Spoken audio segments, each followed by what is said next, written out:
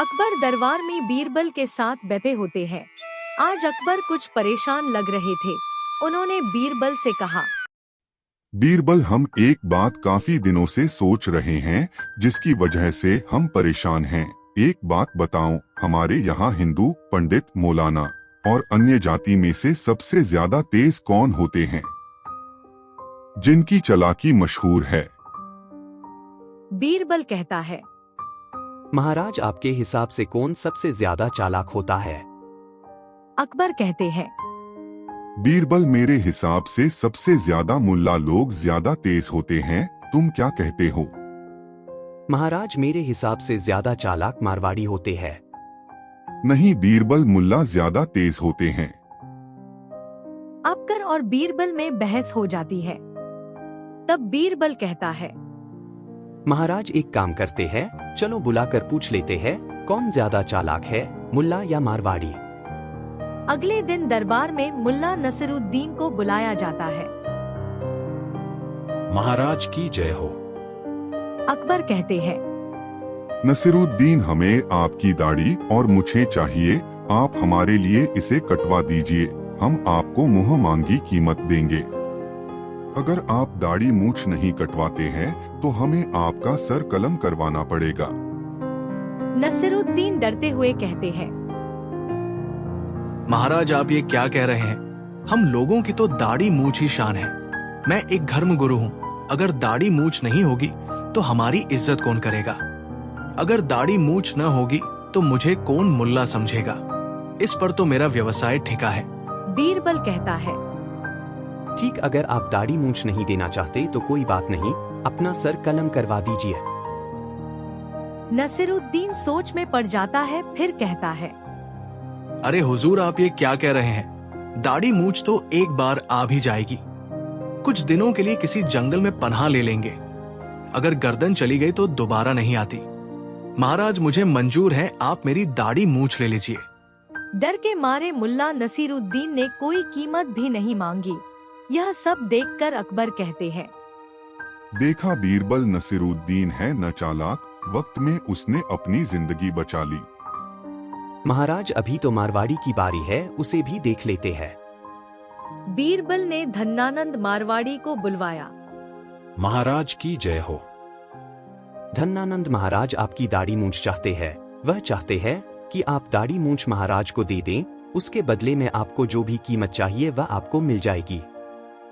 धन्नानंद मारवाड़ी पहले घबराया, फिर संभलते हुए वह बोला, हुजूर, हम मारवाड़ी है, हम नमक हराम नहीं होते। आपके लिए दाढ़ी तो क्या अपना सिर भी दे सकते हैं। अकबर ने मन ही मन मुस्कुराकर बीरबल की ओर देखा। बीरबल ने आंखों से कहा, अभी आगे देखिए क्या होता है। बीरबल ने मारवाड़ी से कहा, धन्नानंद, क्या कीमत लोगे अपनी दाढ़ी मूछ की?